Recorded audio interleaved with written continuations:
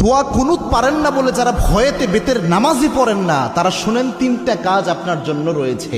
এই তিনটা কাজ করলে বেতের নামাজের পরিপূর্ণ সওয়াব আপনি পেয়ে যাবেন। সুবহানাল্লাহি ওয়া বিহামদিহি। ইসলাম যে কত সহজভাবে আপনাকে সমাধান দিয়েছে কল্পনা করতে পারবেন না। এই যে বেতের নামাজে যে দোয়া কুনুতটা আমরা পড়ি, এটা কিন্তু অনেকের মুখস্থ হয় না, যার কারণে অনেক বড় দেখে অনেকে বেতের নামাজই পড়ে না যে আমি দোয়া কুনুত পারি না, আমি কি বা পড়বো। অথবা অনেকে এমন রয়েছে বেতের নামাজে দাঁড়িয়ে দোয়া কুনুতের সময় চুপ করে থাকে, একটা শব্দ করে না, এরকম আছে অনেকে। তো এরকম কোনোটাই মাধ্যমেই আপনার কিন্তু দোয়া কুনুতের যে হক এটা আদায় হচ্ছে না। এবং বেতের নামাজ এটা কিন্তু ওয়াজিব একটি নামাজ, এই নামাজকে আপনি ইচ্ছা করে ছেড়ে দিতে পারবেন না, এবং ওয়াজিব সবসময় চাইলে আপনি তরক করতে পারবেন না। এই জন্য বেতের নামাজ গুরুত্বপূর্ণ।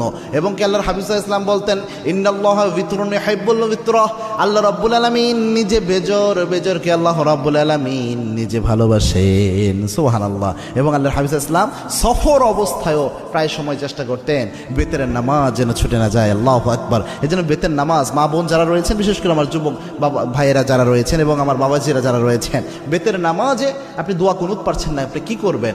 প্রথম যদি আপনি দোয়া কুনুত না পারেন তাহলে আপনি যে দোয়াটা পড়বেন, রব্বানা আতিনা ফিদ দুনিয়া হাসানাহ ওয়া ফিল আখিরাতি হাসানাহ ওয়া কিনা আযাবান নার। এই যে আয়াতের একটা অংশ, একটা দোয়া আল্লাহ রাব্বুল আলামিন দিয়েছেন, এই দোয়াটা আপনি প্রথম পড়ার চেষ্টা করবেন। বেতের যে সময়টা এই দোয়া পড়বেন, রব্বানা আতিনা ফিদ দুনিয়া হাসানাহ ওয়া ফিল আখিরাতি হাসানাহ ওয়া কিনা আযাবান নার। এটা পারলেন না ধরেন আপনি, তখন আপনি কি পড়বেন? আল্লাহুম্মা গফিরলি, আল্লাহুম্মা গফিরলি, আল্লাহুম্মা গফিরলি। এটা বারবার আপনি পড়তে থাকবেন, তাহলেও দেখবেন ইনশাআল্লাহ বেতরের হক আদায় হবে।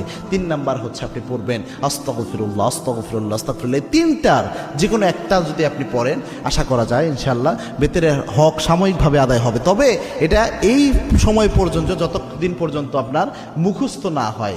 আপনি চেষ্টা করতেছেন মুখস্থ করার জন্য, পাশাপাশি এটা দিয়ে চালায়া যাবেন। এটা আপনি সারা জীবন করবেন, এটা কিন্তু হবে না। দুনিয়ার সব আপনি মুখস্থ করতে পারেন, মাথায় রাখতে পারেন, আর যেটা মৌলিক একটা বিষয় ইসলামের, এটা মাথায় রাখতে পারবেন না, এটা কিন্তু হতে পারে না। এই জন্য চেষ্টা করবেন যত দ্রুত সম্ভব কয়েকদিন রিডিং পড়েন, রাতের বেলায় ঘুমানোর আগে দোয়া কুনুতটা রিডিং পড়েন, দেখবেন ইনশাআল্লাহ আস্তে আস্তে মুখস্থ হয়ে যাবে। আল্লাহ রাব্বুল আলামিন আমাদের আমল করার তৌফিক দান করুন। আল্লাহুম্মা আমিন।